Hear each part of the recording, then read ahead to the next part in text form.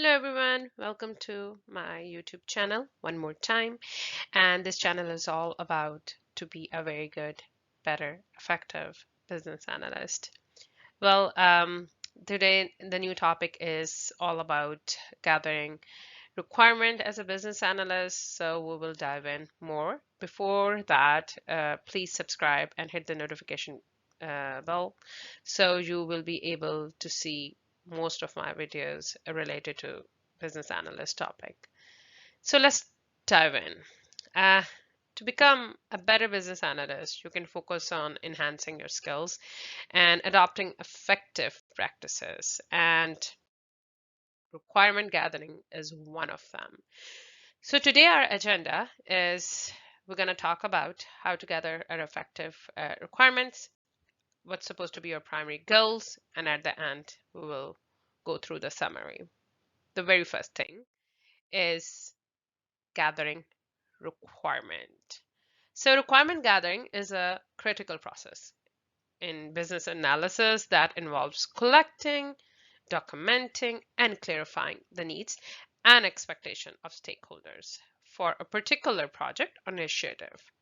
As a business analyst, your role in requirement gathering typically includes several steps. But the very first thing is you need to know the project. So either it's career, either it's health, either it's wealth, or either, some other line of businesses.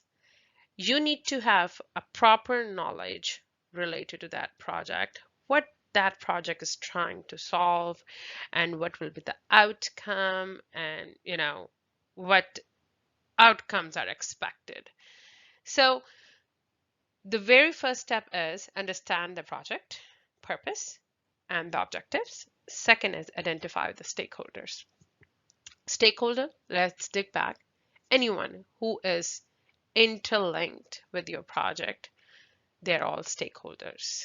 So identifying and engaging with all relevant stakeholders, including end users, clients, managers, and subject matter expert, is really, really important. Those who have interest or influence in the project. Plan your approach. You need to be prepared before you start your uh, requirement gathering step. How you're going to gather that, what information you're going to collect, gathering information through interviews, surveys, workshops, and research to understand the current state of the business or a project is very, very important. Um, if you are already a business analyst, then you already know that you will set up multiple meetings. Either you can conduct stakeholder interviews where you can prepare a list of open-ended questions to elicit their needs, their expectations. Be an active listener. And you really want your stakeholder to keep telling you what exactly is in their mind, what exactly they are looking for. In another steps, I will definitely talk about that. There are a lot of documents and requirements. Spreadsheets are there. You can create your own worksheet or spreadsheet related to the functional and non-functional. So you will be more organized in that sense too. But definitely, the very first step is that you are going to conduct one-on-one interviews with your key stakeholders. Okay, so we're talking about that. Interviews, you can definitely hold workshops and meetings as well too. It's all up to you. Everything is in your hand. Whatever you like to do and however you are trying to interact with these stakeholders, it's definitely in your hand. However you think you will be able to gather as much as requirement from them. You can start brainstorming sessions. You can have JAT session. JAT sessions are joint application development. Like you can have all the people who are interacting with that project or product or business, they're all in that session and you all are talking and they can, everybody can have their own um, brainstorming, and then you can focus groups, and then you can definitely talk and share your ideas and everybody can pitch in there. So, and I like that. that's a type where every technical team, non-technical team, stakeholders, and everybody is sitting down and they're interacting, and they're coming up with the solutions. You can definitely use questionnaires. You can use surveys. It's again up to you, whatever method is good for you. Analyze existing documentation. Most of the time, is it a relaunch of any product or project? And then you can review an existing documents, the reports. You need to know the deep end of that project, the manuals or system related to the project. So this can provide valuable insight into the current state and requirement. It's all up to you again, right? So we already talked about the interviews. We talked about chat session. You can use questionnaires and surveys. You can, use the analyze existing documentation, so you will know what exactly is going on. So, however you feel comfortable in gathering the requirement related to the upcoming project. Okay, so now you can create a visual aids. If you already dig into that project earlier, you already know how the whole process flow diagram will look like. You can create the use case diagrams, and definitely, I'm going to create a video related to the use case diagrams as well too, like how you can implement use cases. And these visuals can facilitate discussion and clarify requirement. To be honest with you, you will lose a lot of your audience when you're only talking. If you will bring these visuals, everybody's going to interact. Everybody will be able to see how this process is going to go, what will be the end result, and what exactly we are looking for. So documenting requirements, creating clear and concise documentation of the gathered requirements. This can include functional requirements, which I already mentioned, that what the system should do, and non-functional requirement, performance and security. You can use the BRD business requirement document, user stories, use cases, requirement RTM, requirement traceability metrics. So they are pretty important. And what I'm going to do is definitely going to share another video related to the BRD.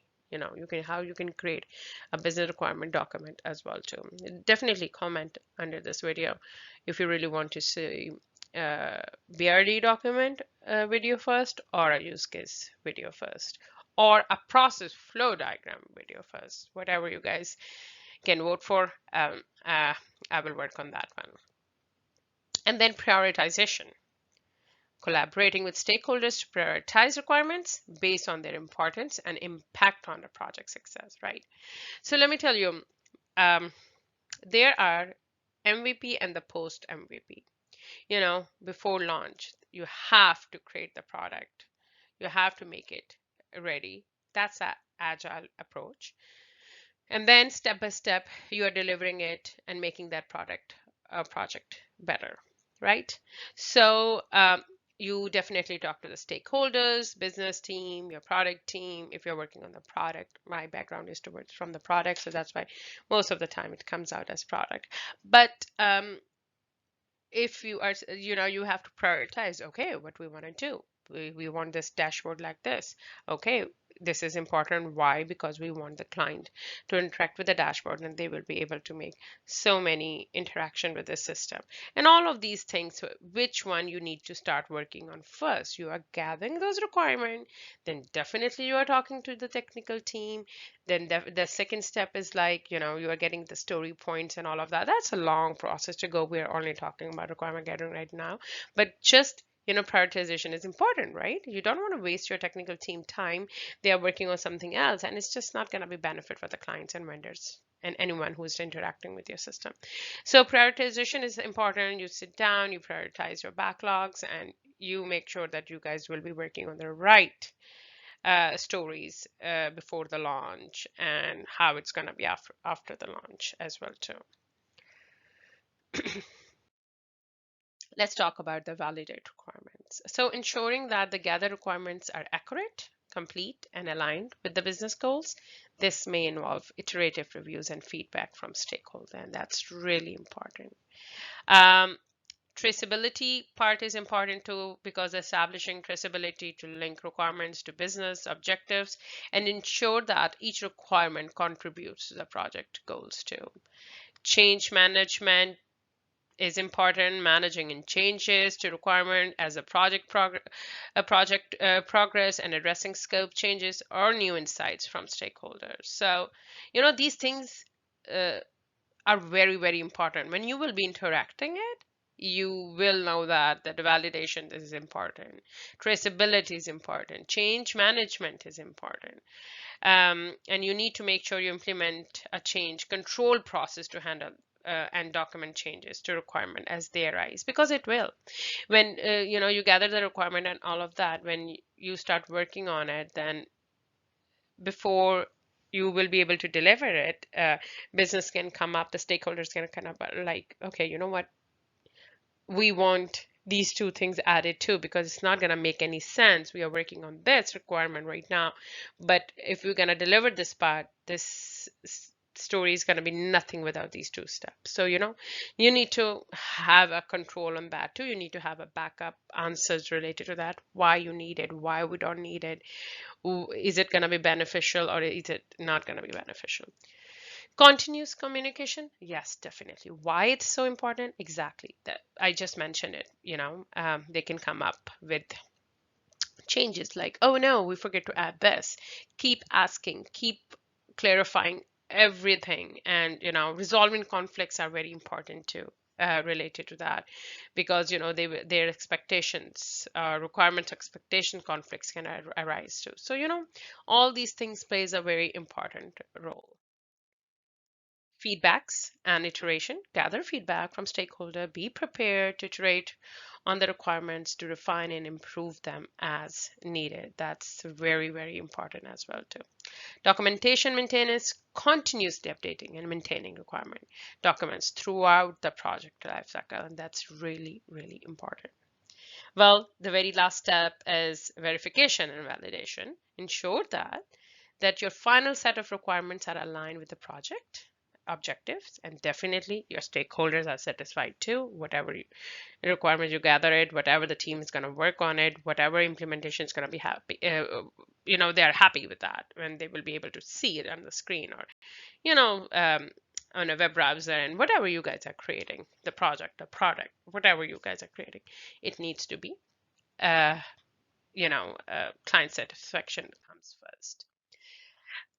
Well, the end of requirement gathering is that it is a very crucial skill for as a business analyst. Your whole role uh, is all about gathering requirements, as it forms the foundation for successful project delivery, ensuring that the end product meets the needs and expectation of the stakeholders. Very important about that. And by following this guide, you can help ensure that the requirements you gather are comprehensive, clear, and aligned with the project goals, ultimately contributing to the project success. Well, if you like my video, please like and subscribe so I will create more videos for you guys. Let me know what next video you want to see and how can I help you to be a better and excellent business analyst. Thank you. Please subscribe and like, and have a good one.